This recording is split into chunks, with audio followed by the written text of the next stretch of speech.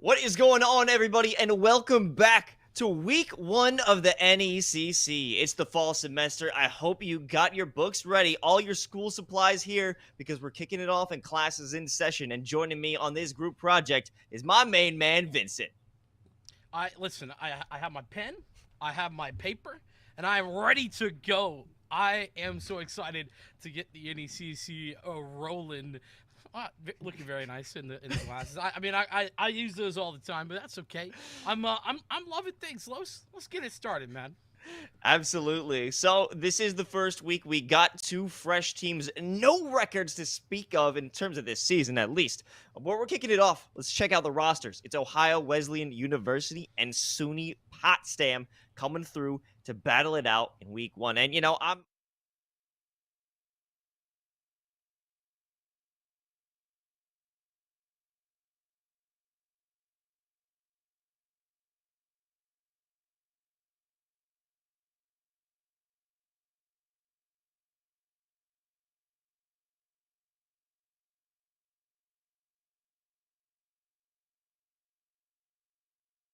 But what is looking good? Pink Nightmare, Nilu, Jack Sparrow, Adurs, and Bayern. Those are going to be our starting roster here for the side of OWU. And, listen, the poor business major. In a world of computer science and zoology majors, it must be difficult, is all I'm saying. absolutely. Majors for OWU. It's crazy. But we do have a fan favorite, or at least a player favorite, if we're looking at Potsdam. It's big time psychology. Mochi Bento, Lily, and Naya Desu. I can't believe I had to read that out loud. All psychology majors, but we do have New York Lynx and Shadow Notes being a little bit more artistic with their decisions. Theater major in history. Wait, hold on. I'm a history major. Wait a minute. I'm kind of rocking with that one. Double. New York Lynx. Honestly, that might be you in disguise, Los. I'm just saying. It's a real possibility. I am pretty theatrical. Yeah, I was about to say, you do have a flair for the dramatic here and there. But I'm excited to get things started, man. A whole new season of NECC. We got things just about ready to go as well. And, well, we got a whole lot coming up. 2 BO3s tonight here on the B stream. Of course, this first one is in Navigators. We'll head to Emergence next. I'll be with you alongside Orbital for that one. Unfortunately, we'll be saying goodbye to Los for that. But that's going to be RSU Blue and Colorado College. But we'll talk about more of that when we get there because, well, these 2 teams, OWU and SUNY Potsdam, expectations. Where are we at, Los? I mean, it's really hard to gauge how we're going to expect these teams to go head-to-head. It's been an entire summer. These teams could have been scrimming. We don't know how formed they are. There are some freshmen, a lot of freshmen, I believe, on both teams. So this is tons of new talent coming in from high school. Must be grinding all summer long. You know exactly who I'm talking about. It's you, the viewer at home. You were doing it too. Well, let's just jump into what our map picks are going to be because it's not exactly the Valorant special, but it's pretty darn close. It's Ascent, Icebox, and if it's necessary, it will be Bind for the decider. Yeah, and well, it is honestly Icebox. I feel like it's in there in the classic maps at this point as it is, but regardless, I'm excited to see kind of how things go down. I feel like Ascent Icebox, especially these first 2 maps, it is a real standard for the collegiate Valorant scene in particular. It feels like we tend to always see Ascent at the very least, and well, it's going to be interesting to see as that was OWU's pick. Icebox will be the pick of SUNY at Potsdam. So I'm excited to see kind of how that goes and whether or not we see this go the distance. But you know what? I asked for expectations, Los, and here's where I'm setting the expectations. I think that there's just no way New York loses today. Number one, because we have you on the desk, and well, it's a given. But number 2 is because they have all of their profile pictures in the game coordinated. That is a true sign of a gamer. That's, they're synced up, they're linked up, and the neurons are firing right now, Vincent. So if you have that coordination, I don't see how it would entirely be possible for you to not have the coordination in game. Have those plans, those executes go down perfectly. literally impossible for you not to be coordinated in game with coordinated tags. I mean, come on, man. That is, I've never seen that happen before. But yeah, this Navigators Northeast, we got a whole lot coming at you, and I think this is gonna be fun, man. I'm so excited for NECC this semester. I feel like we just multiply the teams every season, and for me, that just means more players to be excited about. Absolutely, because more teams, more competition, it's going to get more competitive every single time you step into the server because, you have so many teams that you want to play against. You'll hear rumors in the Discord, oh, this team was absolutely crazy. Well, did you hear about what Wesleyan did to SUNY Potsdam? Well, we'll see what they're going to do. That'll be the talk of the town next week for week 2. But, we got to break things down today. But what the breakdown is, it's all speculation at this point. It's all conjecture.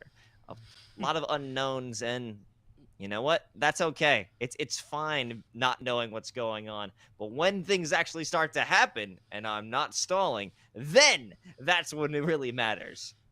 You said you were a history major, but you sure you didn't miss your calling? You could have been a lawyer with all of those fancy words. That's impressive, man. I'm loving it. Well, Give me more of that. I can't read, so that's kind of like a major issue. You got to read to do the law. Yeah, I guess that's fair. There are all those like big law books, that you see. Yeah. Like we actually have the one big, like, this is all pages, all the laws you need. The book of laws, just that large. If anybody is a lawyer in chat, please tell me how accurate or inaccurate that is. I need to know. It's also important information. That's the similar size of the NECC player handbook. So that's true. You could be in there for okay. All right. Let's just make sure, making sure all the rules are followed. Hey, rules are important, guys. Don't break the rules. I mean, I'm gonna say obligated to say that. Absolutely, within NECC, within any collegiate competition, you better be following those rules, or you will be forced to disqualify your team. That's no good. You can't have that, because not only are you're throwing it away for your team, your whole program, and all the fans at home. You can't be doing that. So follow the rules in server. Outside of the game, I'm actually going to stop. I'm going to stop before I say something I shouldn't. And we pulled those from the broadcast because he's making suggestions and illegal activities. Arrested for inciting a riot on the NECC broadcast. The handsome host Los is no longer working for the NECC. Oh, that's feels like what might have been coming if you had continued. But we are getting things prepared, by the way. Apologies for the delays, but hopefully we should be getting started ASAP. Regardless, though, I think that for me, I'm kind of hoping to see, especially, I mean, I think I mentioned it before, but we are in Navigators. And so if you don't know, if you're not familiar, this is sort of like gold-ish below ELO, that kind of thing. And so that's part of what's cool about the NECC, is that you're not rolling up against like a full team of Radiants if you're not in that same skill bracket. But the other side of that is that I think I really enjoy how we get to learn alongside of all of the teams and the players as the season moves on. So I think today is going to be sort of like a measuring stick. Okay, where are we at here at the beginning of the season, Los? And then we continue to figure that out as we move forward throughout the season, how everyone is able to improve. It's really neat. Yeah, no, that's one of the best parts about collegiate competition, is just the growth that you can achieve by playing in these leagues. But we're going to jump into a break real quick before we get this game rolling, so don't go anywhere, folks. NECC starts right after this.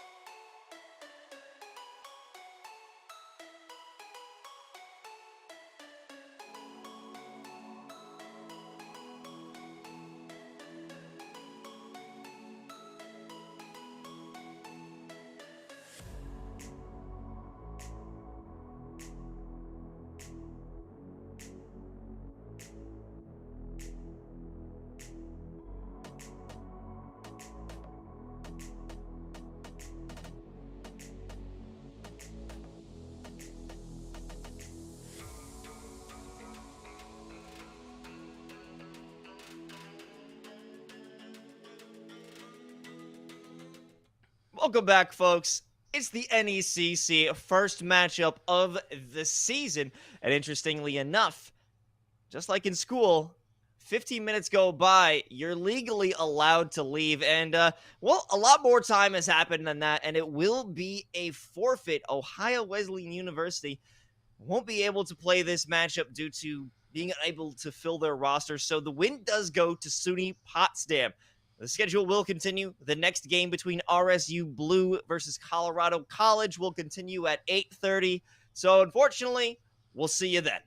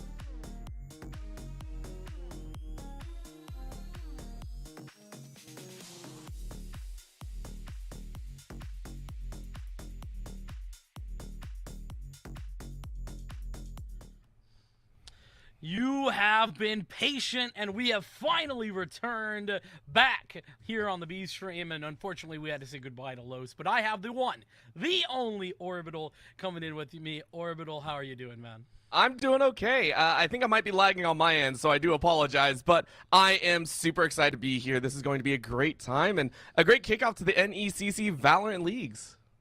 Yeah, I mean, listen, a little unfortunate. We couldn't play the first game that was slated to be on the stream. But the good news is we have one ready to go. That's going to be Rogers State going up against Colorado College. And I'm pretty excited to see this one. I was discussing ahead of this with Lowe's before about how it's always a really good time to kind of see where teams start and where they end with regard to how far they're able to go over the course of the season. So I think it's going to be a good time. Yeah, and this is always like first week of experimentation, right? That's one of the things that I always kind of look at. It's the fact that, hey, this league is kicking off, and in collegiate, there can be quite big skill disparities, and you don't know until you actually play a lot of these teams. These teams can be quite good. They can be, the sleeper picks, and when you get into that competitive field, it tends to get a little bit challenging, especially for teams just starting out, rebuilding their rosters versus teams that are sometimes together quite a long time. So again, week number 1 is always filled with some of those ups and downs, but I'm excited to see it. Well, ups and downs certainly abound, but let's see how these rosters are going to shape up and show out. We'll start out here on the RSU Blue side of things. We got Jethro, Ross, Frosted Rice, Shax of Astoria, Falsino, and Nolan rounding out the roster. On the other side of things, though, for Colorado College, taking a peek, Jesus with no G. I've been told that name has been changed to Primera, so at the very least, we'll have none of that ridiculousness. Dree, Blobbins, Dole, Carrot Juice, and Mesprit are going to close things out for the Colorado College roster. And, well, if you don't recall, or if we didn't mention before, we are in Emergence. And while we're at it, let's take a look at the map pool. Where are we headed, and what maps are we going to be seeing? Ascent, gone instantly. Breeze as well, and it'll be Pearl that we get to start out on. And I am pumped to see a little bit of Pearl. I've been enjoying watching this, whether it's in VCT or just in general. It's a lot of fun. And then we head over towards Icebox, and should we need it, Fracture will be our final map pick. So I think very interesting, a lot of disparity in how these maps are played between Pearl, Icebox, and Fracture, which for me, I think is going to mean that it's very interesting as we get down to it to see everything kind of figure it out as we go. But Orbital, what are you thinking, man? What do you think of these maps? I mean, I'm ecstatic, right? Breeze is one that I think teams are slowly starting to build into, and they are starting to kind of get a good feel for it, right? This is a map that, considering, Breeze? am I crazy? Am I crazy? Did I not Breeze? see that? Brain, wrong, very, very wrong. I am very, very sad now. No. Pearl is coming up. This is going to be insane. So I saw Breeze for like half a second. My brain said, hey, Breeze is there, Breeze is there. No. It is Pearl, and Pearl, of course, being one of the newer ones, this is a challenge, right? This is doubling up on the challenge, and I love that the teams are saying, hey, we are going to send this right away. I am always a fan of new maps, which is, again, the Fracture, the Breeze, and now the Pearl. I want to see these new maps played, and seeing the dynamics that the teams can bring up, it is going to be very entertaining. Yeah, I'm definitely looking forward to it. You know, I'm a little bit on the opposite side of you. I'm not always a fan of new maps, but I think this is a fantastic map, and I think that's why I'm so excited to get things started. We are into the agent selection, and so let's take a little peek. Things mostly locked in on the RSU side. It's looking as if I'd call this standard, pretty standard. What about you? I would agree. I love the fact that Fade is starting to become a more prevalent agent. I mean, we're seeing it more and more as teams feel comfortable utilizing the kit stylization, right? In the beginning, we did see a lot of agents, the very individualistic kits, I should say, the abilities that just kind of were there. They didn't really have a whole lot of cohesiveness. For Fade, you do have to realize that, hey, the entire kit kind of revolves around each other. If you don't have one piece, most of it can feel a little bit wonky. You have to be able to combine these abilities to create the ultimate effect. So seeing that on both sides is very nice. The chamber I saw floated, I believe, no, yes, there it is. Chamber at the bottom. I knew I saw it on both sides. Still very prevalent as well. I agree. This is standard almost all the way through. I think we only have one difference. I think one unique on each side, right? The Viper? No, not the Viper. Where was it? The Sage and the Jet were the two uniques I saw on either side. So I love it. I love this setup. Yeah, and I think Sage has been pretty effective here. I'm curious to see kind of how that's going to be utilized. I think particularly using that. Actually, there's a couple different areas I feel like you could use it pretty effectively. So I'll hold off on my expectations and we'll just see how it goes. At the moment, though, it is looking like it's going to be mid that the usage is going to stand. And on the attack side, this makes a lot of sense to slow down the aggression that Full Carrot Juice is looking to put out. And, well, that aggression not going to find anything, at least not for the moment. Yeah, it's testing the waters as of right now. It's making sure that they're not pushing too quickly. And again, pistol rounds are always quite interesting to me. I love seeing some of these teams go a little bit crazy, you know, chasing in, seeing if the opponent is actually ready for some of these gunfights. And then the others are taking it very standard, right? Taking it very slow and holding the right angles and ensuring that they are properly managed. Now, a full stack over towards this A side, I believe, is getting close to being spotted out. Two holding on A, of course, and this could end up in a very narrow gunfight if they are not prepared. So all eyes are open, and it goes a little bit of a spot. The Viper sending it out here, and Dree realizing that this could be a bit dangerous. Certainly a little more than a bit, maybe. It's going to be a push in there. Nice shot from Dree. That's going to set things up well. The wall goes down. And it's going to buy some time and some space. But the spike yet to be planted. It would be a commitment, and the commitment going to come through. Dree moving around in order to deny, but the spike still falls down. Two players, though, to defend it. And I like that play. It was a little bit slow, and you know that they were walking in after Colorado College took that first blood. It was a very nicely played defense. And yes, the plant went down, but you still get a full wipe. You take all 5, and I mean, they're not going to have too much buying power. Only one kill really went the way of RSU Blues. So for the side of Colorado College, you would call that a win, right? You would call that a very nice win. Didn't hand too much over, didn't hand too much economy over, and a very nice round overall. And now going into the anti-eco, you get to buy up and enjoy your hard fought for rewards. Yeah, I mean, it's just imperative that you defend Frosted Rice on that plan. Like, it was just on an island there, and that allows Dree to come around the corner, find the early opening, and allow that to come through. But Colorado College looking to continue the success they had before. But, oh, my goodness, nice shot.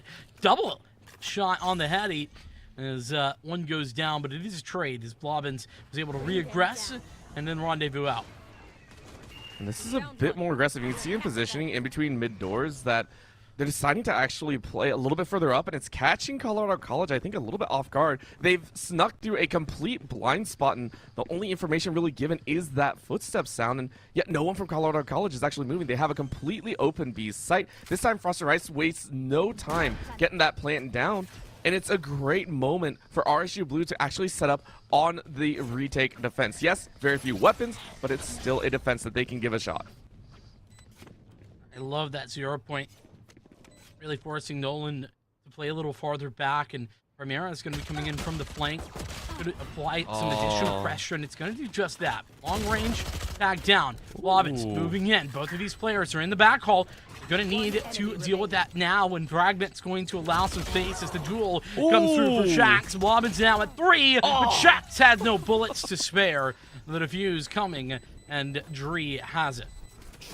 You know what? I'll call that a win from RSU Blue. That's twice now that they gotten the plant down, and not just that, they took out 3 members of Colorado College. This save round coming out from Colorado is going to be a little bit rough, of course. Normally, you would have a much larger upper hand after that second round. You feel like, hey, we're able to really take this fight and have a fighting chance. And this time around, you're just like, we got 2 Spectres, right? We got 2 Spectres, that's about it.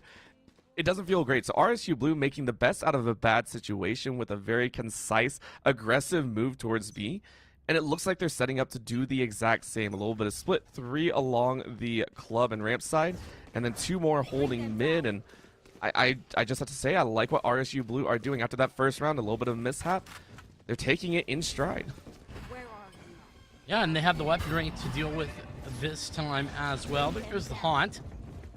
Gonna be followed up, a bit of a prowler looking for some information, but well, they found out nobody's home. Orbital, it's free, open, easy does it, and it's going to be another retake for Colorado College. A little bit of an interesting decision on a full gun round to just stack towards A, but you know what? Fair enough, they took the risk, but now they got to deal with the consequences, and that is this 5v5 retake towards the B site, which I would say is not easy. Not at all. You see how deeply spread out they are, and RSU Blue, this time given so much time to prep and hold the proper angles. I love how they are spread out. Now coming around the corner, they're going to take some shots. Frosted Rice takes 1 and 2. Some beautiful shots. The healer, the dealer of death. Blobbins gets a headshot on Falcino, though, and Shax is going to find Mesprit. Nolan is going to find Dree's life, and Blobbins takes Shax. So an overall win for RSU Blue, and Colorado College go down. Blobbins actually falls at the very end. So RSU Blue get a complete wipe of Colorado College, and I would say feel real good about that. Now coming into the full gun round, Colorado College buying up.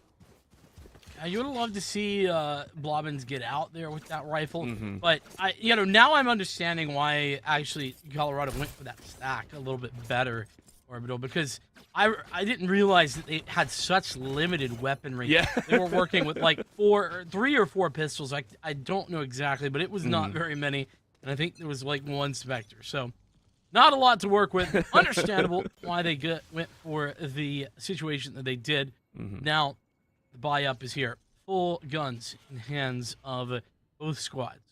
And the scary thing is Colorado College, even though they've been on lower weaponry, have had phenomenal kill rounds so far, right? Their top current fraggers are all sitting between, I want to say, 4 and 6 frags apiece, even with just limited hardware, right? Just pistols and SMGs.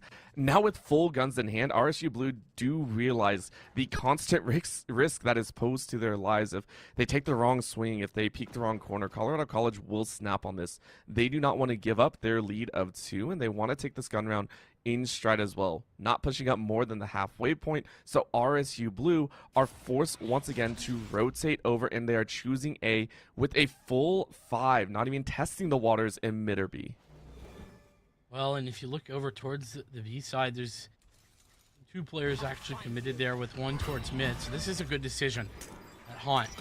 There's a lot of information gained. Mesprit playing a little bit scary there in order to throw out his own, but Spike still getting planted. No one to actually defend that site, and Don't Care Juice is still alive and kicking here.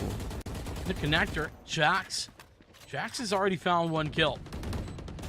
And that first kill as well feels real good. RSU Blue have consistently had almost no contest when laying down that spike, but it's always on the retake that catches them a little bit off guard. Tree is actually going to go for it. Blobbins takes off Alcino.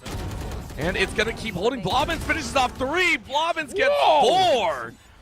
4K to kick things off and finish it off with the defuse. What a play. Colorado College, yeah, you give up the site multiple times, but it's working in your favor. Your retakes are looking great now with guns in hand.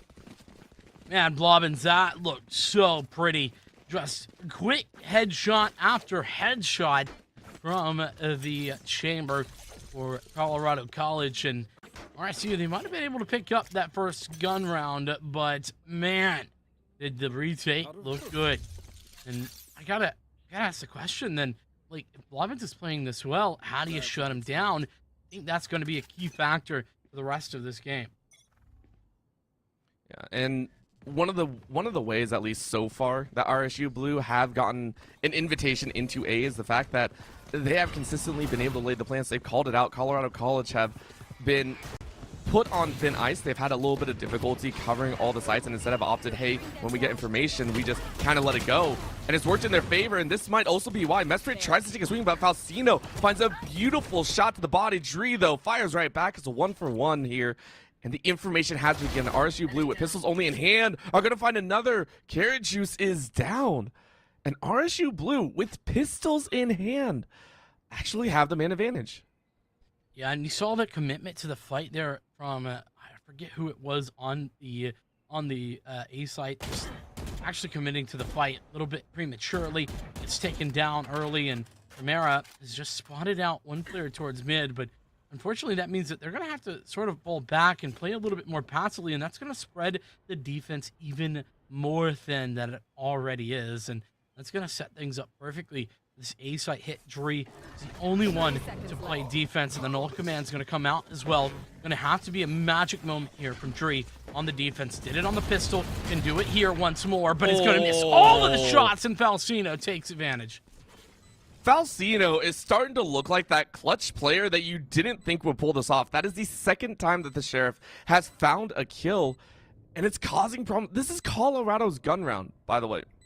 Colorado's gun round, and RSU Blue have found a phenomenal set of frags. That is a ridiculous thing to have happen. Now, Blobbin's the one that has consistently been that top fragger on the other side, so they're going to try and give it a shot. Frosted Rice, though, still find Primera, and Blobbin takes Falcino's life before Frosted Rice finishes it off. It is now 3-2 with RSU Blue taking a nasty round win.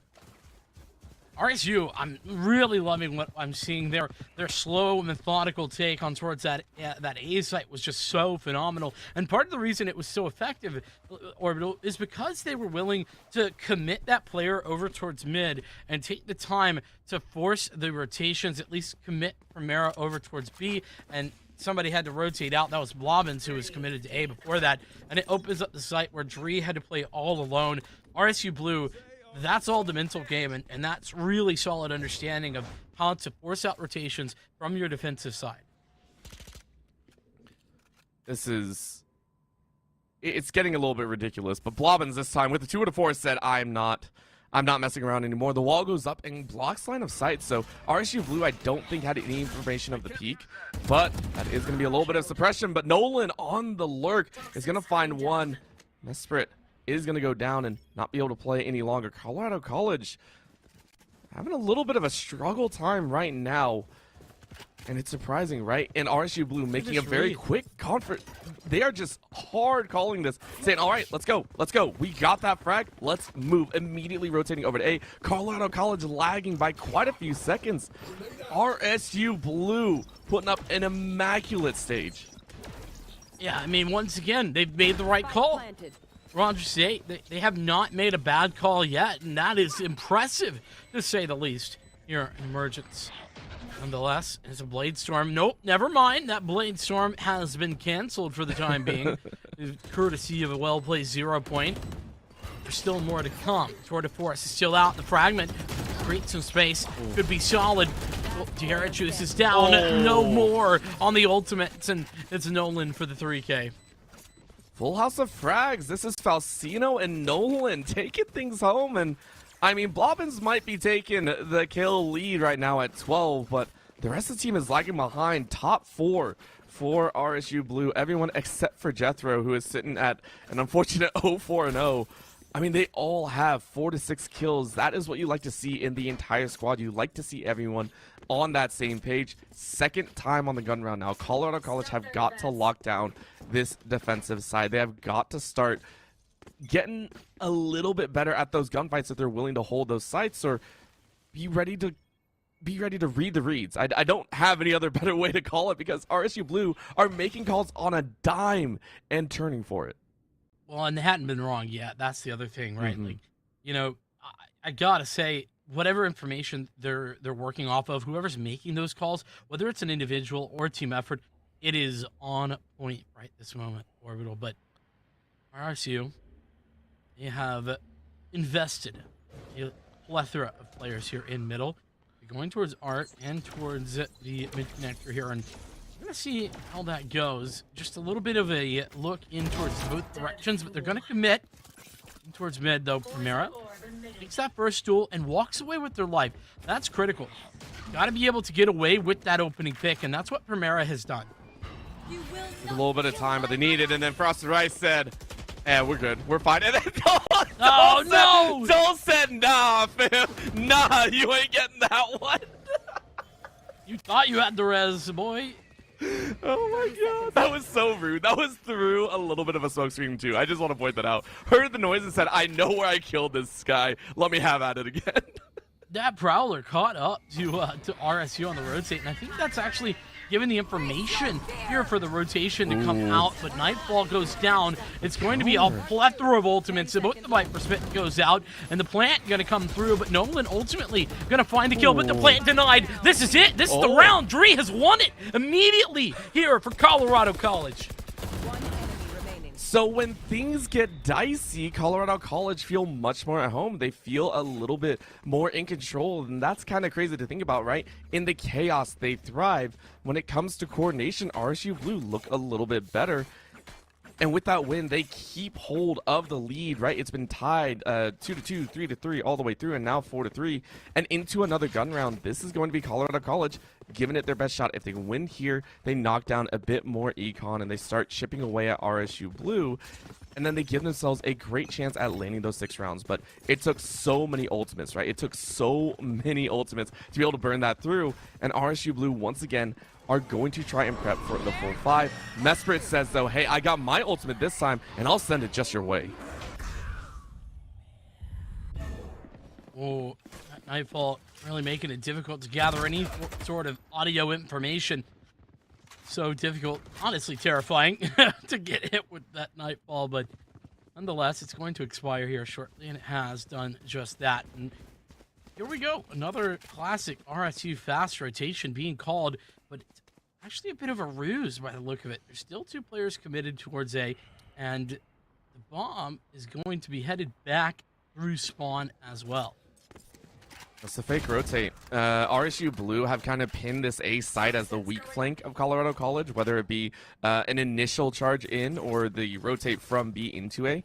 They pegged it and said that Colorado College feel like it's on the weak side, and you can even see it here. They're still sending 2 members over to that B site to hold down, and now the noise is being made. They are rotating a little bit faster, and they do have 1 defender on site. Can they do this? Carrot Juice off on the corner is getting a great flank, takes out 1. Nolan is down. Can you get a second? No, you can't. Faustino is able to trade right back. Faustino takes a second where Dree takes Jethro. This is getting dicey. 3v3. Spike is down. A little bit of a tag of that nade, and where do Colorado College go? I mean, they've been masters of retakes. Can they do it again? Great crossfire setup currently. That's going to be maybe dissuaded by all of that pressure towards that wall. So, you know, there we go. Nice shot, but Primera, she's going to come around the corner. She's connected. Right. 1 more. Short. That's the angle, but Blobbins hits the shot. Another big round, and it's off the back of Primera and Blobbins, who finds the final frag and closes up the round. It was so close, though. It was so close. These rounds, it feels like it's on a nice edge. It's 50-50, right? Are you going to hit the shot or are you not? And Colorado College are cutting this way closer than they would really like, right? Taking a look, we do see those weapons out. It should be another round of Vandals coming out for RSU Blue. We see 3K, 4K, and now Jethro down to 3K with that buy. I mean, it's still being bought up, and Colorado College, I mean, they're having to sink in too, right? Only 1 member was able to survive, and that was Blobbins. So RSU Blue, even though the score is 5-3, it very well could be even. We have, or at least I have a feeling, that this entire first half could go 6-6 if RSU Blue keep this up. Everybody just got suppressed there. Just take away everything I said. Everything I said out the window. Mean, look at this. Look at this response from Colorado College. They have repressed everywhere, and that's going to be the spike drop temporarily, but it's going to be a bit of a bait and switch as Blobbins falls back. Carriages is still in position to play denial. With that being said, the aggression over towards B-Long gets caught out, and it is entirely stalled. The aggression that Colorado College had at their disposal. Here comes that mid-swing. Nice pick there from Falsino, and Carrot just needed to find 1, but he gets nothing. And Carrot looked like they hesitated just a little bit, said, hey, maybe that's my teammate made. Oh, that's an enemy, and waited too long. That is a fatal mistake right now. Colorado College, their retakes have been good. Their retakes have been solid. However, in a 2v4 retake, I don't give as many chances right there. 38 seconds, plenty of time. Yeah, this is, Blobbins is up though. Whenever Blobbins is up, yes, whatever I say is still up in the air, but it's still going to be a suppression. They know exactly where Blobbins is, and can they chase? They're going to swing. Jethro is able to find Dree, and Nolan gives no time for Blobbins to react. RSU Blue looking great, chasing directly behind Colorado College. Yeah, I mean, that swing there from Nolan is just so powerful. It's so hard to deal with, and Colorado College, it was like so good, and then it just turned so poorly, right? They got that opening pick, or excuse me, not even the opening pick, just the opening 0 point to find everybody there. They push on all of the extremities at the same time, and they get the kill, but then not everyone actually falls back to confirm that advantage, and ultimately they get punished for the aggression. It's down to a very close first half. It's Dree. There we go. Gets that opening pick that we've just been talking about. I mean, right now, I think Colorado College is just chasing after that singular one more round just to make this half feel okay. Right now, Shax takes out one to even things up. It is a 4v4. I mean, that Marshall was an attempt, I will say. It was a good attempt there, but not much came from it. So Quiet does it as a minute is left, and it's now a beat charge. RSU Blue kind of chasing down that side of the hallway, and on the ramp to main. With the wall up, Primera going, all right, this is a little bit of time. Poison goes out. They are going to take out the eye, so Shax, realizing that this is going to be a little bit dicey, is going to flood in with the rest of the team. Now there goes that opening pick with Primera going down and on to gather some further information. But that is not going to be nearly enough. It's Colorado College with their limited weaponry and utility tried and desperately get back in. Blobbins. It's a nice shot. Gonna at least do a little bit of damage. Every gun taken out of the hands of RSU is useful given this scoreline, but nonetheless, if you look how passive RSU are playing, there's really no chance for this retake to be particularly successful. RSU has started to look cleaner and cleaner. Look at that double picks right there. Jethro with the 2 to 4s and Shax with headshot on Dree. I mean, RSU Blue from round 1 have started to look cleaner and cleaner on these retakes, right? On these retake defenses. They've started to lock down kind of that playbook and textbook style of, hey, where do we plant and where do we set up? And Colorado College are kind of giving them the time to do so. And that's very, very scary to see. Right now, tied at 5-5, Colorado College looking to try and hammer home. They were working with a little bit lower quality weapons at that time. So this time around, full weapons by light armor on Mesprit. So that's the only one that might have to stay and be a little bit more careful. But overall, this is the chance. At its higher range, it should feel pretty good. And especially with 2 ultimates in the bank, if you really got to get spicy. Yeah, that's a good point, right? Those ultimates are very powerful, particularly the Blade Storm, but the defensive nature of the null command is very effective as well to just deny a push in its tracks, right? Like, how do you aggress when you can't use any of your abilities? That's very difficult to do, and so for the time duration of the ultimate, you're stuck in one spot. But considering this looks like it might be an A-side hit, that might be poised to be effective on the retake alone. Nice timing though on the haunt. I'm going to be giving the information that's going to allow for the tide to be turned as the knife is pulled out and the null command is thrown in. And it does suppress quite a few people, so you can see spaced out right now. RSU Blue are not going to be pinched if they do decide to rotate back. They're going to send 4 back with 1 lurk. And that lurk might be able to do a little bit of damage here on the other side if anyone gives chase from A. But at the current moment, it's only 30 seconds, so, I mean, RSU Blue are going to have to haul all the way to B. They are not going to be able to mask their presence, but thankfully for them, they only have 1 on site at B. So if they do collapse with all 4, they might get the main advantage. They might be able to actually cause a little bit of havoc, and rightly so. Colorado College back off. This is going to play a little bit smarter, but Shax is able to find the first kill. Primera and Blobbins, though, nailed to a piece, and Nolan finds Primera down to a 3v3. Wall goes up. Frosted Rights again with this phenomenal placement and stalling out for time. Nolan is able to find Dree, and Blobbins off on the angle realizes that this is now a 1v4. Blobbins goes, what the heck just happened? We are on the rotate, and now we are almost dead. Around the corner they go, and you can't get that kill. Falcino finds that final shot and is now 6 rounds to RSU Blue, taking the lead at the second to last round of the half. And this is RSU Blue's map pick. Reminder, if you weren't here earlier, RSU did elect to head towards Pearl. And yeah, I mean, not quite a guaranteed half win just yet, but it certainly is a solid half at 6 to whatever we see.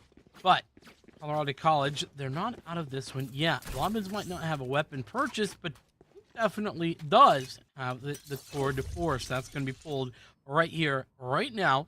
over here towards the A side, or excuse me, the B side, and we'll see how things go.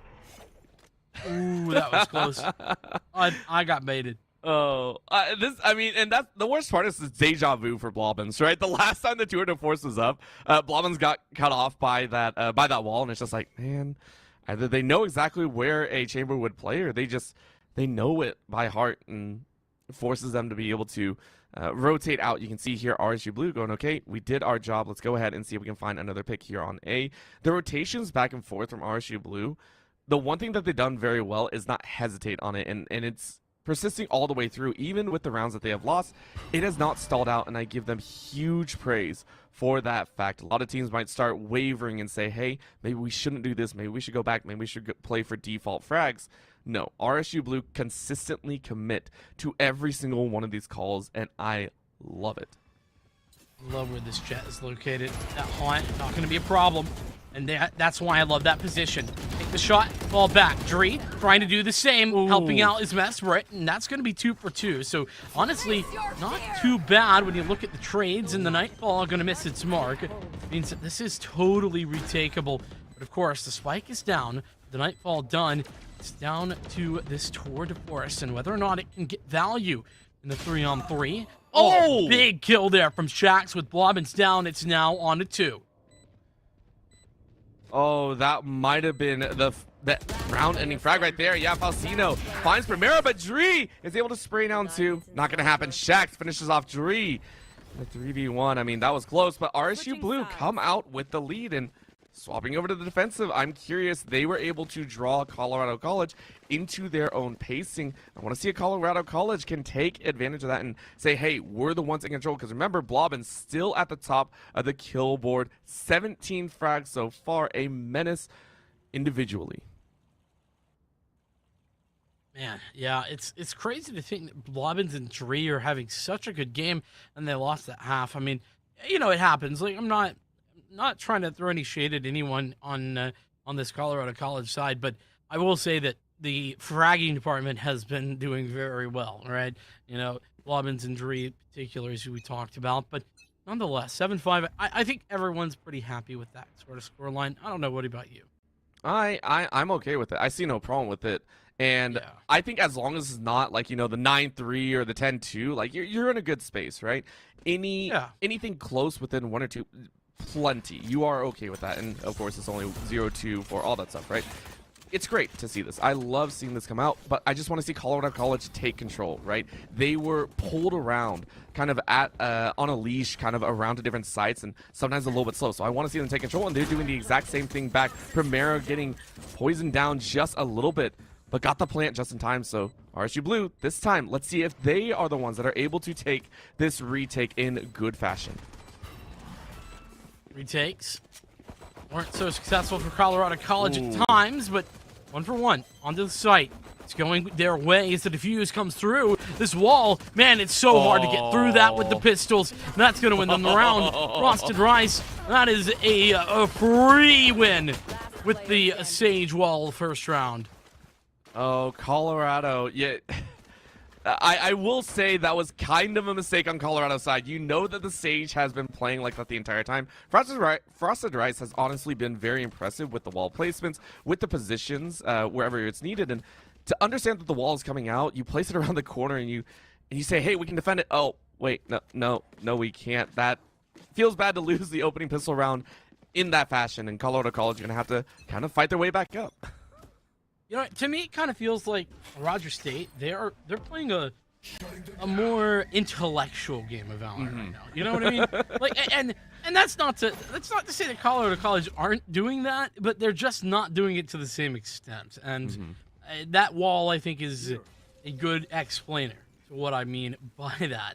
You know, very, very smart plays, just trying to use the old big brain in order to put themselves into positions where they don't have to win the gunfights per se to win the round. And I think the scoreboard sort of says that, right? You have those individuals popping off for Colorado College, but it's not necessarily giving them round wins. It's a brains over brawn tactic, right? This is what RSU Blue Yeah. opted for. I mean, it's the epitome of it. And now you got a question. Well, you may have the brains, but you still need a little bit of brawn in there, right? That wall is not going to work a second time after this round, right? The current pistol's in Colorado College's hands. It's going to be upgraded to full weapons later. So this is one of the questions. As we said, Frosted Rice, you might have great wall placement, but when getting chased by about 4 pistols, it's a little bit hard to get away. 30 seconds. Ooh, that's actually such good timing on the toxic screen. But this plant gonna come down. It's 5 versus 4. Dolcino, there we go. Starting out well, denying that area. The Prowler looking to clear out some angles, and it will do just that. So they know that nobody's on site. Nobody's close on the left-hand side either. And so that sets them up for easy tap on the defuse. It's going to be a bit of utility there to try and deny it, but halfway already gained, and wide swing there from 2 different players from Colorado College, and they nearly get away with it. But ultimately, RSU Blue, they overwhelm and they overcome. Again, 3 frags taken, though, does mean Colorado College should have a decent amount of money to work with and gun advantage as well. RSU Blue, again, carrying over 2 Spectres and then pistols on the back end. Not that much to play with, right? This is as standard gets. But we know RSU Blue, they are known for being tactically savvy. And I'm honestly, even though I'm always in favor of the gun advantage, I want to see RSU Blue come up with some trickery. I want to see RSU Blue be able to pull some trickery out, find some crazy frags, and be able to take Colorado College by surprise. Well, I mean, that's what they're trying to do here, is take them by surprise. They've grouped up. You see 3 players here in that long. That is not normal by any means. And they also have the potential to rendezvous out of there as well. At least does Jethro. Of course, Jethro going to do just that. And Blobbin's going to deny both of the players still sitting there. A little bit of an unfortunate situation as they get pushed upon aggressively by Colorado College. You know what? A for effort. I give RSU Blue a very big A for effort. Blobbins is having none of it, though, because the test is only about the fundamentals and the actuality of what's happening this round. 3K right there, and looking for a bit more RSU Blue. With 2 left alive. Yeah, give him another. Nope, Dole said, nah, not just yet. 4K is going to be there. And Blobbins, 4 of a kind, very, very happily. It's a flawless round for Colorado College. That it is, and that's huge there as well. You love to see everything that means, and Colorado College just kind of getting themselves into position where they can start to make this comeback. But there is a big but here, Orbital. Yeah. And that is that last round RSU didn't really have weaponry, at least not a lot of weaponry. This time, they do have a little bit more. Shax is on towards a Bulldog, a little half armor there, but all things considered, this is a very, very solid purchase, and I'm very curious to see if RSU, now that they're not playing any sort of gimmicky, 3-man stack over towards long, how they could play this. So far, playing it nice and slow as you should. It's actually Colorado College that are testing the waters with mid for the first time. Kind of chasing up this path and deciding how they want to work. Again, very nice suppress, though. They have found Frosted Rice, and again, it feels like they're kind of hunting that Sage. I don't know any other way to put it. It feels like there's a hunt going on for the Sage, and just saying, look, we are so tired of this wall. We need to get revenge somehow. Well, it certainly is a good way to force out early utility. You've essentially traded that 400 credit piece of utility in the wall for a 0 point, and that 0 point, obviously, it replenishes itself over time. It's not a short cooldown, mind you, about 40 or so seconds if I'm not mistaken, but still, cooldown rather than losing out, and Dree is going to have that back already.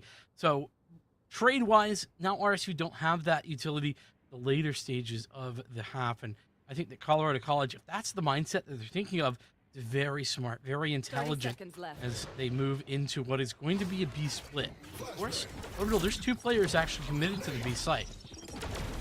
And I actually feel that Colorado College unfortunately took a little bit too much time. They're rushing in, and that causes a couple problems. Jethro was able to take advantage of that problem and steal away a kill very early on. Now getting in position, Dree is going to find Jethro. Nolan finds Dree.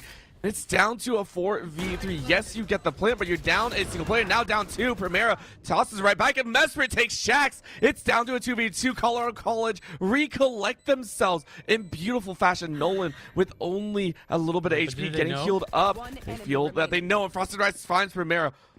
I don't think they know about this flank here. They get the chance. That's going to be a spray of 1. It's going to be a swing, but Frosted Rice is able to find it. They didn't know, but as soon as they did, Frosted Rice said, "Give me that shot." RSU Blue put themselves in double digits.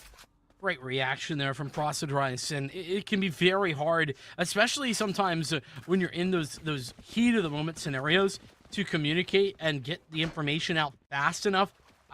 Big props to RSU. I think that's one of those situations where if you're not communicating quickly, that could easily go the other way. Frosted Rice gets the communication fast and is able to react in time. Nolan doing a good job of giving that over as RSU get their 10th round on the board. That's double digits here at the beginning of the second half. Only 4 rounds in, and we're already on the cusp of a potential push towards victory. I mean, this is a great way to kick off your season. Like, I don't have any other words to say it. No matter what, this is a great look that teams have to be worried about, right? Pearl is the map that teams, again, are still adjusting to. And if a team comes out looking this great tactically, not so much in the micro, the gun duels and everything, macroly, in the tactics, in the patterns that you want to use, if they have this on lock, there is a chance that RSU Blue are going to force Pearl bans consistently against other teams, which would be crazy to think about. Certainly would be effective at the strategizing. And I mean, let's not pretend like RSU aren't hitting shots. They are. It's just, we've seen the flashiness come from the other side. Nolan, there we go. That's what we're talking about. Taking out the opposing controller is going to add insult to injury by putting down the Viper's Pit, and that is all over the spike. That is a spike that is caught in a sea of green. There's under the sea and then there's under the deep sea. This is under the deep sea that Jury is just spraying into, and Dole's able to find one as well. So Nolan loses their life, and down goes the Viper Pursuit. So the deep sea has been plundered. Now let's see if Colorado College are able to make their way out. Oh, Frosted Rice, you got to be careful. You hear the footsteps. You take a swing and you get 1, you get 2. Oh, the lurk, the swing, and you get a 3rd. Frosted Rice imitating Blobbins right there. What an immaculate 3K. I mean, that's just one of those things where Colorado College, they make a big blunder. They a huge mistake as they give away the spike in towards A. No one was there to help out when Primera goes down. So when she gets caught out, Nolan's like, all right, free spike, I'll be having that. And then the response from Frosted Rice is so fast. Getting into position there, finds the triple kill. That's why the aim, immaculate, doesn't matter. In the position to make that triple kill happen. I am wholly impressed with RSU Blue, and I want to go back to the statement that you made. Yes, they are hitting shots, and it's impressive. Both of them, both sides of the game look great for this squad. It's just that the tactics is so rare to see utility, kind of used to this extent. It's, to me at least, quite rare that you're seeing it utilized, and that it almost overshadows some of those gun rounds, right? That's what's crazy to me, and I love seeing it. So I want to see more of RSU Blue. I want to see more of their tactics, of their imaginative side, and I'm loving it so much. Colorado College now, giving it a big shot with the knives out. Boy, that was close. Ooh, nicely done when it comes to that flash. But the Nightfall is going to buy some space. Time, Pulsino. There we go. Going to open things up, and Jethro follows it up. So this is now a man advantage for RSU Blue as they pull the Nightfall of their own in order to come out as the Null Command as well as the Tour de Force is pulled for Colorado College. Blobbins going to use that Tour de Force to great effect and show exactly why it's so powerful. But these two players for Colorado College, they are pushed back all the way through long, and the wall comes up at the right time. The Rens to go through as well. Tap on that spike. That's the problem. As soon as the tap comes through, Blobbins takes advantage. The 0 point, though, denies on the Tour de Force, and Falsino. It's all the shots, and the defuse coming with just 0.17 seconds remaining. I'm telling you, Vincent, this is again and again RSU Blue playing the tactics so well. I mean, let's give credit right there. That was Blobbins with the 2 to force that could have easily wiped out RSU Blue, right? Through that wall, we saw the initial snipe on the initial diffuser take its course, right? Beautiful shot. As soon as that happened, we saw the suppression come down. We saw the 0 point come out. Denial, just pure denials come out. That is RSU Blue playing that to perfection. They did not have to force that gun round. They didn't have to challenge the 2 to force. They said, hey, let's go ahead, lock it down. We know what weapon they have. Let's make it a more advantageous fight for us. It's yes, they're winning the gun rounds, but their tactics are so good. Yeah, I mean, they clearly waited that cooldown for the 0 point, and I gotta be honest, I feel like that's not something we see all that often, right? Like, I mean, they had 0.2 of a second left. It's not like they were playing with like a large area to work with. But Colorado College, sort of last chance saloon here for them, at least on this map pick. RSU are the ones to pull this one out, and they've rarely gone into this site, but when they've been able to get the plant down. That's yet to happen. Blobbins, but that kill should make it very easy for Primera to the spike in the ground, and that is the case as the retake 4-on-4 comes along. I mean, that was a beautiful headhunter shot, and now with the operator in hand, Colorado College are actually kind of scared. You can see him jiggling, and this is a flank. No, Nolan, you can! Oh, you got 2. It's more than enough, though. They're going to charge right in, but Dree might have found it. Dree gets struck, and Primera is the last one alive. You throw out the utility, and they're down. This is going to be the finisher. Are you going to get it, the poison? Okay, so the poison was thrown out way earlier than I expected. That's going to be it. RSU Blue take their map pick. And that wasn't just taking their map. They absolutely roll over their map. 13-6 is the final score line. And I think that we can say for certainty, Orbital, that, RSU, they might not have had like the flashiest plays per se, but they were so consistent. It felt like everyone on the team was doing their role very well. And it also felt like there was always a plan. Communication as felt like it was good. And, it's hard to say when you're out, you're looking down from 10,000 feet, but I really felt like this squad was firing on all cylinders. There is a very big difference. This is something that I really want to see more in the NECC, especially in a lot of these VALORANT matches, whether it be in the Emergence, Champions Division, or the Navigators. It's the difference between a flashy star player that you have, like Blobbins. No disrespect there. Blobbins was amazing. There is something very well. Oh yeah, like I'm pretty sure still the top fragger, right? Probably. There is a difference between seeing a flashy player and then a team dismantling someone else. That is what we saw. It was just hey, we know this map by heart. We know exactly what we have to do to take apart this retake, this advance, this Russian, whatever it was. It felt like RSU Blue had an answer for everything. And to come up against something like that, it's not a star player. It's the utility that is consistently in your face over and over again. It's a terrifying prospect. If RSU Blue can emulate this on other maps, it is horrifying for anyone that has seen, those flashy players and watching those flashy players get taken down. That's what it is. Yeah. Well, and the other side to that, right? Like whoever's doing the in-game leading for this RSU roster, big props to them. I mean, they called a fantastic attack. Like, it felt like no matter where they were going, they were walking into a site with the lesser of the players. They were walking into a site that was not being stacked, or they were finding open sites even consistently. So I think that along with the consistently solid retakes we're seeing is a recipe for success. And, well, honestly, a recipe for success on Icebox as well. That would be our next map. That's Colorado College's pick, though.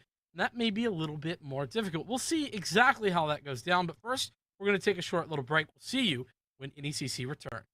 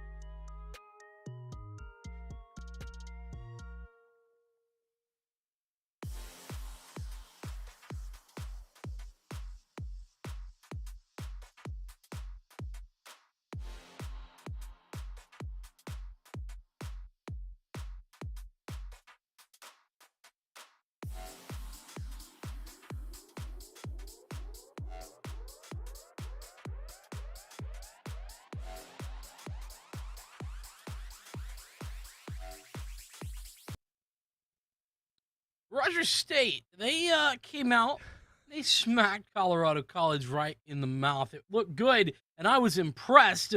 Orbital alongside me on the cast, and I gotta say, man, this is shaping up to be a very interesting best of three. I'm very curious to see if Colorado College can actually make this comeback and tie this series back up.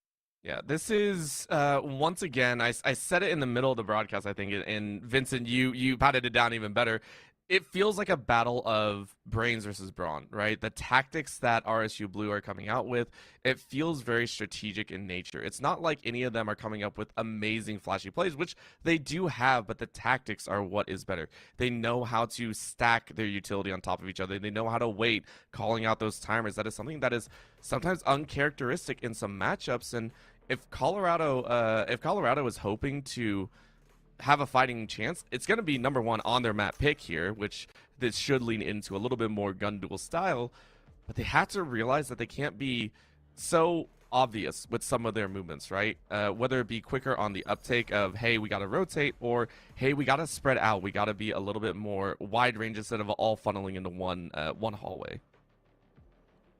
Yeah, a good thing to be looking out for, I think. And as we look to finish up the agent select, I think I saw mostly similar compositions. I think the only difference is I saw a KO on one side. I didn't notice if there was a KO on the other. So that might be the difference. I have just been told that there was not a KO on the other side. So there we go. Yeah, there we go. Reina out for the one, whereas we get the KO for the other. And you know, I think that it's not quite old school versus new school, but that rain is definitely a little bit more old school. And I think that's a little interesting considering we're seeing that from RSU, particularly because of the fact that we've been seeing the utility being much more effective from this RSU squad. They've gone for a little bit less utility overall. We'll have to see how that goes, and maybe that can be the difference maker to allow Colorado College to get right back into this series. It could be, and you can take a look on the other sides as well. The Sova's coming out. This is also a staple, I feel like, when it comes to a little bit more open-sided maps here, and I like it, right? Well, not so much open-sided, but it feels a little bit more concise to take that Sova, right? That Hunter series is able to clear out a decent set of corners and the angles to give your team a little bit of a heads up. So here we go. Of course, RSU Blue, they will be on the attacking side for the entire series here, taking off the first half. So let's see if they can make it work. Yeah, and what's interesting is that this being Colorado's map pick, RSU elected over the attacker side here, which, I mean, sort of give or take. You can sometimes go for that, but I feel that a lot of teams tend to go for the defense just because it feels a little more comfortable. Not something that Nolan's going to be feeling right now, as one bullet to the skull means a quick trip to spawn in the next round for V4 now. Colorado College look to try and make this retake a reality. RSU, a good spot. That 0 point gives away the game to a certain extent, as Frosted Rice has got to play for their life. 1-for-1. Again, the trade, not necessarily perfect, though, for Colorado College, as Hero Juice comes away. Falchino having to take this duel, and it's going to hit 2 in the process. All 3 now his own. So, you know how we were talking about the utility of RSU Blue being very, very on point? Falcino in game number 1 had some phenomenal highlight moments, and to have one off the rip as well here in game number 2 has got to be a confidence booster, right? RSU Blue coming out with this one and feeling very, very strongly, being able to take that wipe. And they did lose 3, so it's not too bad. But again, losing 3 to Colorado College doesn't mean that we're going to see major weapons. It's a great way to kick things off. RSU Blue already up 1-0, and hopefully in this anti-eco, we'll do the exact same once again. Ooh, a little interesting there from Tree. I don't know if that that actually hit where it was intended regarding the recon build, but regardless, Colorado College, with the information being given away based on the 0 point, actually going to be rotating a little bit towards mid, but the rendezvous is going to allow things to be reset to a certain extent. And I like how passive Roger State are playing. they don't want to get too much away. They're looking to see if Colorado are going to get antsy, going to get aggressive, are going to play into their hands. And props to Colorado because they're not doing that at all. I mean, we're talking about it being kind, but Primera accidentally found the enemy Viper, and I think they traded looks and said, I don't want anything about this. So we're talking about the passivity of RSU, and the Vipers are playing super aggressive, and I love that fact. Right now, an attack on A, though, breaking out here. Double walls go up. No one can really see anything. Nolan tried to get a plan down, but immediately got spotted out. Dree eats a ton of damage off the shoulder. And now Nolan can't get that plant down. Again, everyone not wanting to take the chance. And now a nice body block. Again, RSU utilizing those slow team plays to make things work. Jethro takes 2 before falling on their own. Down to a 3v3. RSU Blue all very healthy. And Nolan takes out Carrot, Juice's life. 2 members left alive. Mesprit going to take a swing. Going to try and peek around the corner. And is going to get shot down. Nolan gets a headshot. 1 more to go. Shaq says, give me that last kill. Dree in the back corner with 22 HP. You got a few seconds left. What kind of prayer are you going to say here? The poison. Almost there, but Dree says, I'll say a prayer for you. Takes Nolan before falling on their own. 2 rounds to RSU Blue. Nice shot there by Dree. I do love to see that. That was very fine indeed. Colorado College, though, unfortunately, that nice shot does not mean success, but they do have the rifle buy coming on up. And Rogers State, on the other hand, very much a bonus round into this one. Gonna work with a couple of SMGs. I'm assuming that Falchino is going to be hanging on to a headhunter. So, yeah, this is definitely a bonus. Let's see how RSU elect to go for it. And at least off the rip, they're going to be doing, well, what they've been doing. Orbital, just a little bit of passive play. Hope and pray that Colorado College are trying to make an aggressive maneuver and will get caught out in the open. And they're not doing that just yet, so Colorado College also playing a little bit more on the passive side. No hard aggressions up that mid until just now, and it's a peak on both ends, and Blobbins says, hey, I think I hear someone. They do hear the bow go out, so now going to take a hard swing. Blobbins gets 1. Beautiful frag on Frosted Rice. Huge one to be able to pick up to stall out that B, and Blobbins takes out Falchino. And again, another amazing frag to have. Falchino being one of the main instigators of some of these pushes, and taking that one out feels real good, but Shaq says, Carrot Juice, you are dead. Couple more shots, takes out Blobbins' life, and Viper is going in 3K. 30 HP, Shax. Can you get 1 more? Come on. Poison out. The team is going to rally to help out. Nolan is going to hold out, and Jethro finds Mestrit. Colorado College falling to the wayside here. And it's all off the back of that one individual, then Shax getting that lurk in towards the kitchen and making it look easy for the double kill. That third one, just the icing on the cake. But Dree, oh man, he made it look so realistic, so plausible. Jethro, fortunately, going to close things down, stop the bleeding. But RSU, a win, but not just a win, Orbital. It's a win on a bonus round, and that means so much more than any other win because they were able to have a limited investment but come away with maximum profit. And I think that last round encapsulates how it feels like this game is going to turn out right now.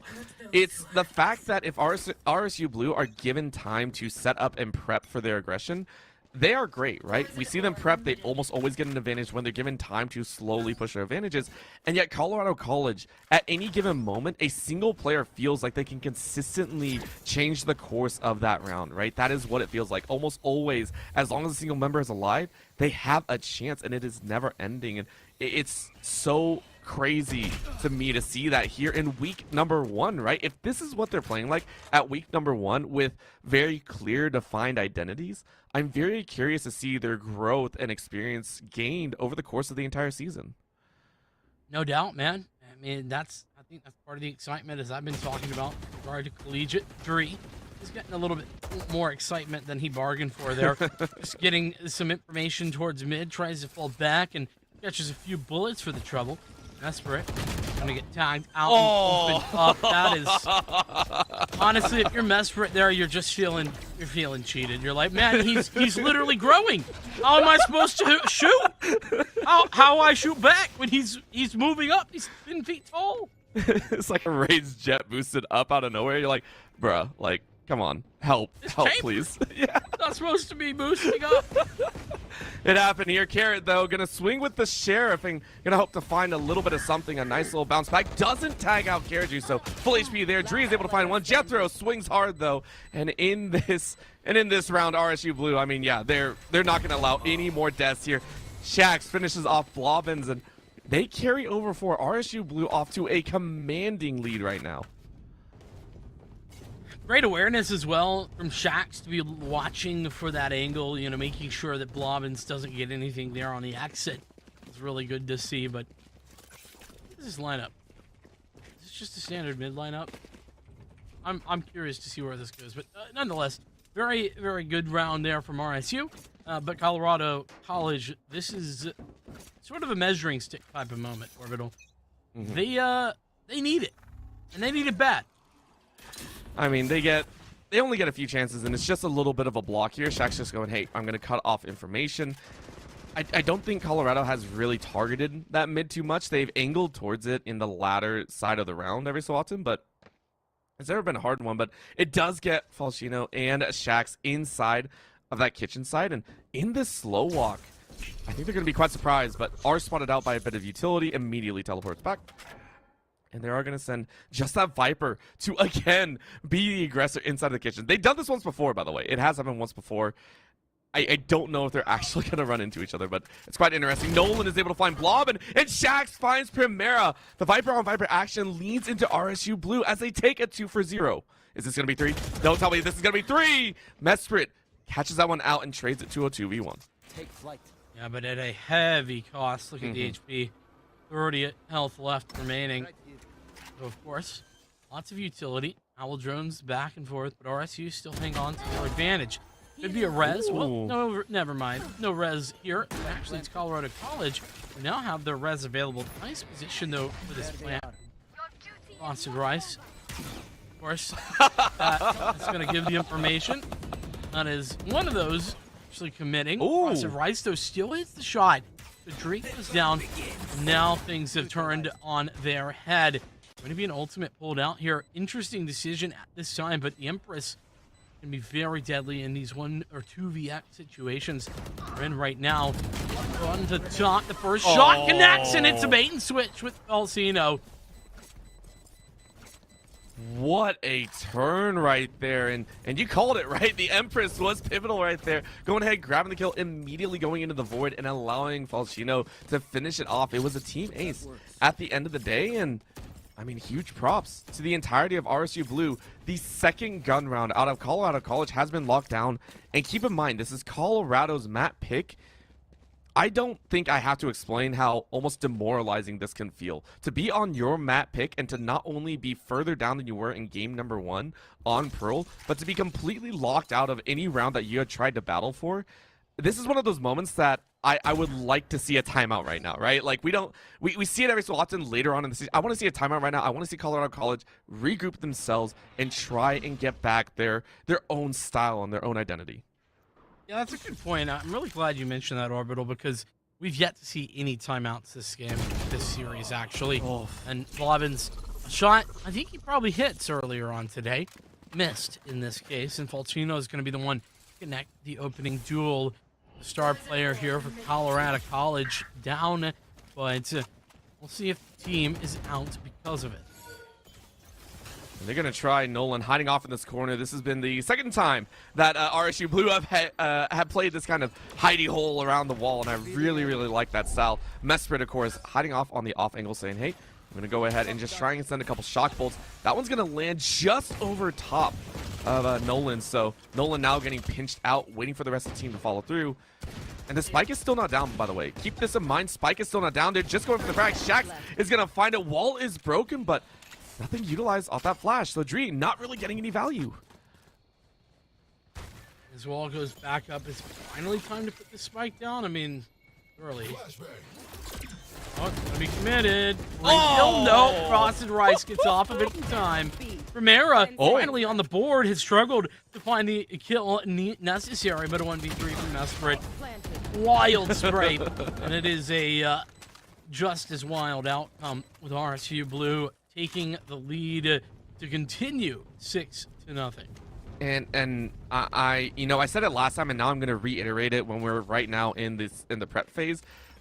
Colorado College look kind of lost right now, right? We've seen them be amazing fraggers, right? Blobbin specifically was one of the more amazing fraggers at the top. You know, took it in game number 1 on a map that maybe they haven't practiced that much.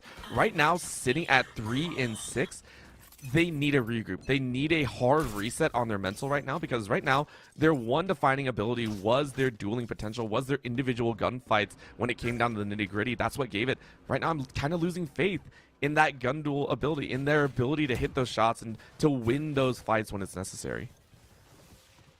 Oh, and I mean, honestly, it just feels like RSU have had the mental advantage from the beginning here. Taking that first map win seems to have done them a whole world of good. Here we go again. Shax on the entry. A name rather, that we really didn't say all that much in that first map that we have not been able to stop here in the second. Ooh.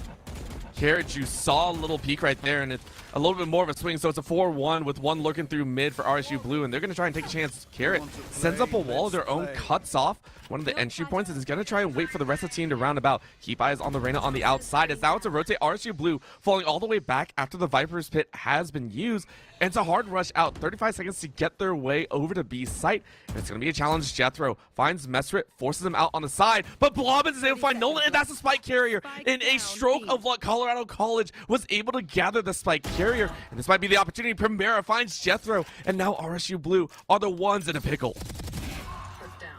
Oh, that pickle. It's becoming harder and harder to get out of. RSU down the Viper's Pit. Volcino! The timing is perfect there on the tour de force, and he's heard him.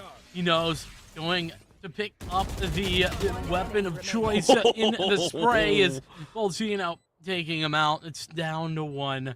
It's going to be Dull Carrot Juice trying desperately to bring this back. No res available.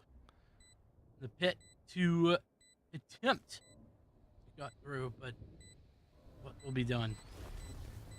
I don't think much here. Carrot Juice is going to try and look here. Doesn't want to give anything away, but is spotted through. Falchino, the one vying for supremacy at the top of the kill board here in game number 2, picks up a 3K. Is chasing, is now tied with Shax with fewer deaths. So I will say that's in the favor, but Shax currently has 5 assists, so, you know, do with that as you will. But this is, I mean, Vincent, it's starting to look like a clinic for RSU Blue right now. They are running the show off the rip and down once again into a save round for Colorado College. They got nothing. They expended 2 ultimates for that round as well. They tried to go at it. And now with the 2 to force, they're going to expend 1 more to try and get a little bit of something, even a crumb of an advantage. Just a modicum of success would be something that Colorado College would love to see. They've really not had that here or there, but here's that tour de force, right? Blobbins has been very, very good with this in the past. Really expecting the possibility there. Oh, man, a very wide swing and a near chance, or rather, a near successful shot. That's going to pull the rotations over here to Abe3. Stood tall, stood their ground, and stepped up when it matters. Give the man advantage. Straight back to Colorado. Of course, having the man advantage problem, though, is, of course, the fact that you don't actually have the guns for it. You got the frag, but immediate res comes out, so all that hard work for naught. Heavy fade over to this A side. And it looks like RSU Blue are ready and prep. Last time they were here, they were able to force out the Viper's Pit and immediately rotated over to B. It's not going to happen here. They know the ultimates aren't really there. The Hunter's Fury might be able to catch a few more. Snipe number 1 catches Dree in the face. You aren't going to get much more than that. Wall is up to force Mesprit to try and break through. And, I mean, you do break through, but do you really want to take that chance? Poison goes down, and it's going to stall you out even further. Blobbins finally entering into this A site. You got to be a little bit worried about how this plays out. Knows that the corner is currently being occupied, but it's such a dangerous spot. Shax, that's going to be a jump in. Jethro surprises Blobbins off the wall. And it's a hunt for the last remaining player. They do not want to give it away. Primera is going to go down, and it's a flawless, well, technical flaw. No, not a flawless. Very close to it though. RSU Blue carry 5 over to round number 9. I'll call it a technical flaw. Why not? I mean, yeah, you did have one go down, but they got rest, so they're back. They're feeling good, and you didn't lose the weaponry. So, hey, checks all the boxes for me. You know what needs to be checked, though? Colorado College. Somebody needs to poke them. Ask if they're awake, because right now it is not looking good. RSU, they've just been dominating, and you know what? I think that it's very interesting, the difference between this map and this past one, Orbital, because last map, it was not RSU out aiming. It was them just out training. This time, it feels like it's a little different. It really does, and it's not just like the simple. It's not like you have to be really advanced to see. It's very obvious. It's glaring in the face right now of Colorado. They're seeing that they're getting outclassed, and I don't know if RSU Blue feeling like they have that advantage. They know it's they're hunting their prey, right? I don't know if that's what it is, but they just feel on point. They are going for these aggressive pushes. They're going for some of these fights and calling out Colorado to do the same. You can see here a majority share of Colorado College are actually fading back. They're worried about the rotate, but it might be a fake rotate all the way through. The spike is still over here by the cargo holds and by Green and Garage. So this is a challenge as Nolan finds Carrot. That's what you wanted on the swing. So Colorado College lose a player. First one in the round. Actually hasn't pulled all that many rotations though. Okay, now actually it has. This is a full fake. They are just biting hook, line, and sinker. Everybody moving. They have gone away from the site. The spike is going to go down for free. Blobbins, though, them missing out on that spike might be a problem. Blobbins shacks out. Okay, there we go. Nolan playing defense here in middle. Just about when they want to pop out. That's the key, Orbital. Yeah, they're going to give it their chance here. And I mean, it's a 4v4. This is one of the best opportunities for Colorado College. And can they do it? But Nolan again with the flank rips one away. Dree on the upper side is going to be done. It gets a lucky headshot at the end. 3K off of Primera. And Blobbins tries to fight it right back. But a quick tap and tap. Falchino and Jethro finish it off. And Vincent, it's 9 in a row. 9 clean rounds. And I want to say about 4 or 5 with RSU Blue carrying over 3 or more players each time. You know what? You know, the worst part about it, though, is that it's more than 9. Because I think, wasn't it just one early round that Colorado College had on the second half of Pearl? I mean, it was like 5 or 6 in a row on Pearl as well. It was out the game for RSU. So it's more like 13 or 14 in a row if you count that first map. It has just been dominant, unstoppable levels of offense here from RSU. They've continued the success they had to a ridiculous degree. I mean, the last part to any good team is knowing how to close out without making any major mistakes, right? That is another thing that you have to think about. And so if RSU Blue close out a game in perfect fashion, if we get a perfect game in this, I know I just jinxed it. I know I just jinxed it, but I had to call it out because they look good. Orbital. I'm holding you personally responsible if this does not go fully through. I will be known as a jinxer by the end of this. I swear I'll be known as a jinxer. Oh no! Oh no! Standing ahead. Well, they'll carry juice with the opening pick for Colorado College, and not something I've said very often. Solid. Oh, there we go. Blobbins as well. Stepped up. He still has the rendezvous. They want to get out, but we'll see how long that lasts. Nope. Gonna go for the swing instead, and it is met with a plethora of bullets to the face. I mean, that was at least 3 on the crossfire. That one had to hurt. Nolan goes ahead and gets the plant here. And you're hoping to get a bit more value. Hiding in the smoke, actually opting to take that damage just to try and stay away from Primera's eyes.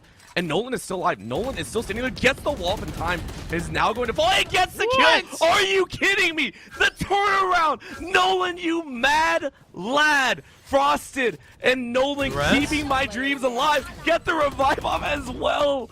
This is Dree. Dree, can you do it? You get 2. You're on 11 HP. Take out a little bit of that vision denial. 0 point. gonna be That's the that 0 point up. Another little swing of the shots. He gets a 3K. Nolan, you've been a hero so far. Can you do it one more time? A little bit of swing and a shot, and Nolan finishes it off. Nolan, thank you for not making me seem like a cast to curse the crap out of your game. Oh man, there's plenty of time. Still 2 more rounds for that to be the case. As I sitting here hoping and praying. The Colorado College, well, they are in a bit of a rut here, man. And it's hard to see the way out, because even in that round, I feel like everything goes right, you know? Carriages gets the opening pick. Blobbins, in fact, doubles down, gets the second frag as well. But listen, it's gonna feel like it's a bit aggressive, but Blobbins, why the hell are they still peeking? Like, come on. It's 3v5 or 5v3. There's no reason to be taking that duel, and I think that's the start of the end there for Colorado College. I gotta agree on that one, and right now the chase is so hard. RSU Blue, for one of the first more aggressive openings that we've seen from them, a full charge in just to try and get a couple frags inside of A here, and lining it up, they go ahead and drop the spike all the way in the back corner. I'm gonna try and dance it a bit more. You can actually see on the far back end, the Sage on the outside, making sure that mid is well covered, and Colorado College still fading out nicely, right? You see the chamber all the way back closer to B side, and it was a very nice job by Colorado College not to actually lose anyone in that opening firefight. That's fair, yeah. I mean, I feel like that's been a consistent problem, right? Not losing players in those early engagements where you're trying to fight for map control aggressively. But speaking of map control, basically none of it here for RSU, and that 0 point coming out. Now the jig is up. They are absolutely known here by Dre. Ooh, nice shot as well. Yeah, Dree's able to take one away, and now with the wall up, this is a signature, but broken very quickly. So Dree reading this appropriately and is now going to try and swing for a bit more. Mesprit is going to get one, but Frosted Rice and Jethro fire right back. Dree gets a second, takes it into a 3v2, and the spike is still not down. Jethro in between the corner. They find a Dree. The Mad Lad does it, and Colorado College take one round. It is 1-10. It's a singular round, but boy, is it much, much needed. Yeah, and listen, Dree won that round, but it is all Orbital's fault. All right, listen, I take my licks where I know I am supposed to have it. That is, it is, I will take full responsibility here. That's Orbital casting on Twitter, by the way. Just, come on. Add the underscore, please. Oh, sorry, yeah, there we go. Only, this is why you have an underscore in your Twitter ad. That's the trend. Oh, okay, Mr. No underscore. I see you. Yeah, I gotta win where I can. I win so rarely. Definitely not in the video game because I'm bad at those. Oh, we both are. This is why we're on the desk. No, we're on the playing ground right now. That's right. All of these players giving it their all, and Colorado College has just made their way into the winning stages of a round for the first time in this map. But the Empress is going to be popped, and Jethro, who was a little slow in that first map, has just been fantastic on these trade frags when it comes to Icebox. He's trying to apply the pressure, but he gets tagged down, actually. Spike yet to be planted, though. This is something that RSU Blue has done pretty consistently, right? They take control, they get on the site, and then they just wait.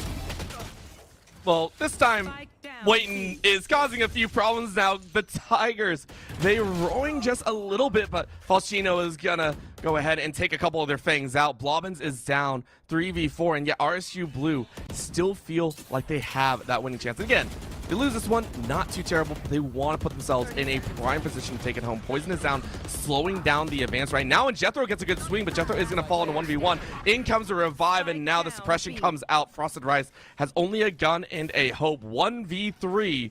This is a very, very dangerous one to be in. Well, and there's not really any time either. And yeah, that's going to give it away.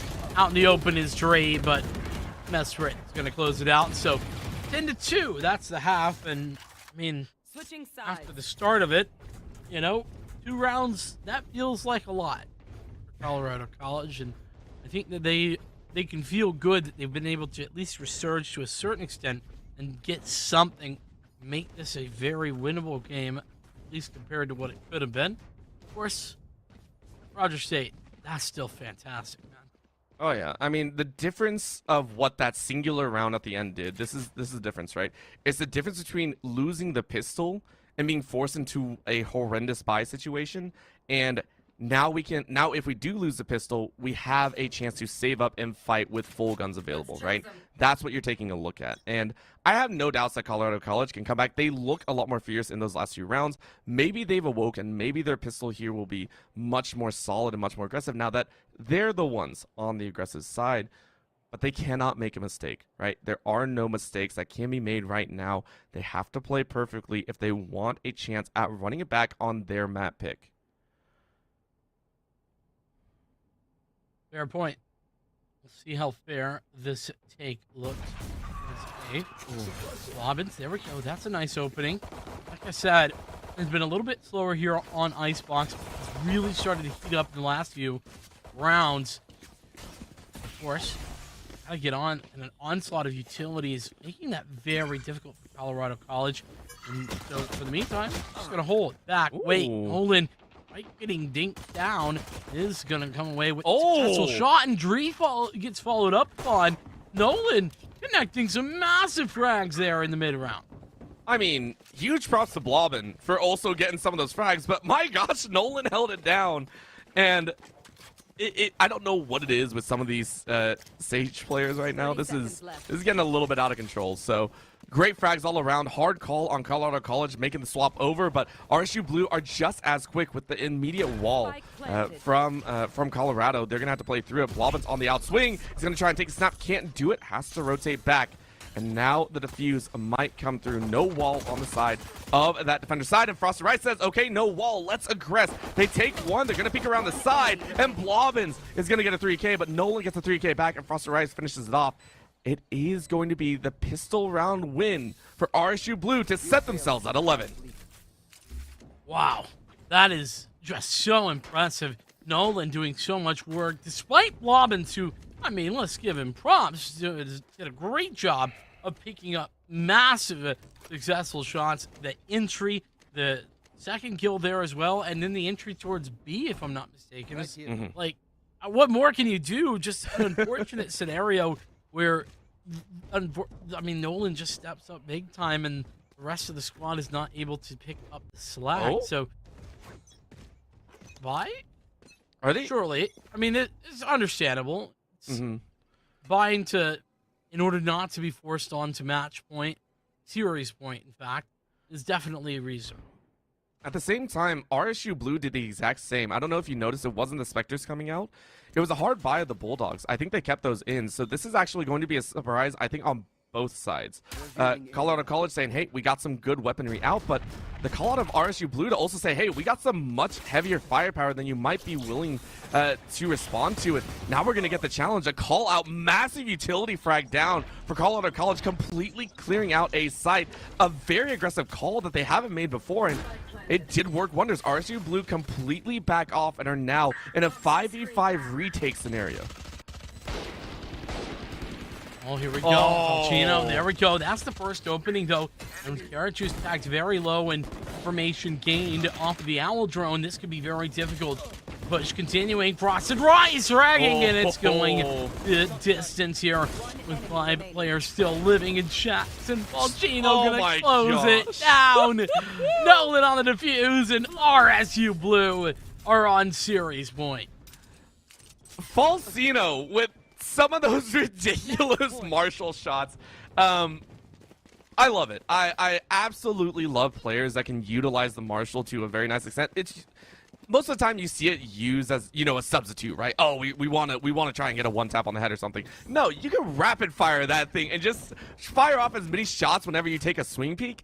Ridiculous by Falchino to open up an opportunity, because Colorado College, they played that one very nicely, right? Running in, clearing out the entirety of the site. They fought their hardest. But again, RSU Blue just felt a little bit cleaner on the day. If game one was all the brains, this is now the brawn here from the side of Falchino. Can you get another? You take multiple pieces of damage. You get one kill, and you're able to trade it right back. You stalled him out. You gave enough information. Colorado College racing to that B side. Falchino was feeling it right there. Definitely committing a little bit of overkill, but nonetheless, Magical connect a couple of tags Uh-oh. and the frag as well, but Uh-oh. The flank? comes the retake. Yeah, big flank indeed.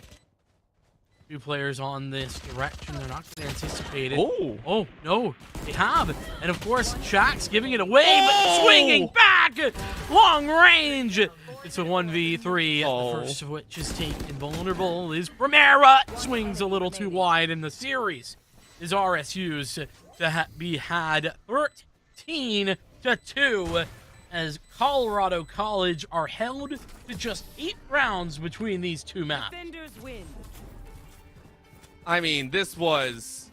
If there's any way to kick off your start to a season, a 2-0 is one way to do it. A 2-0 in that emphatic statement. I mean, game 1, we had question marks, right? First half went 7-5. A little bit closer, that's standard, right? Very back and forth. Yeah, 7-5. That's perfect. That's great.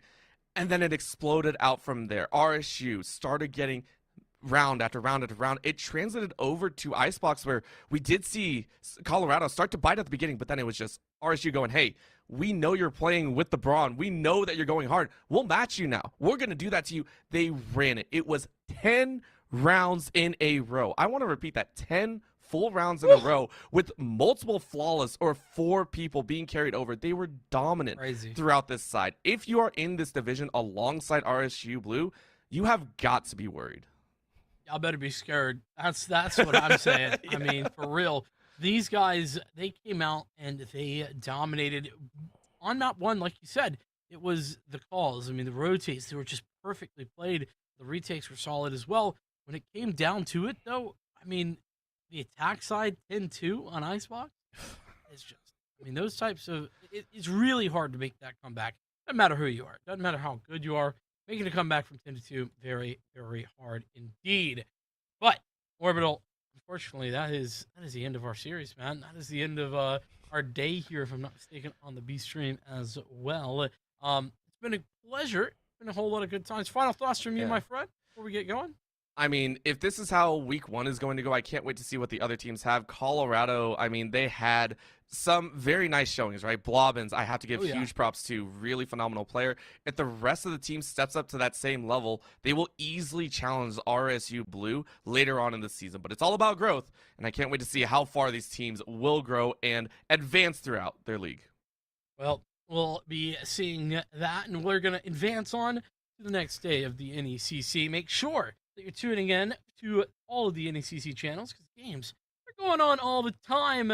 Valorant is just on Mondays. We got a whole bunch of esports coming out to you the rest of the week. Make sure to tune in there just about the same times as well.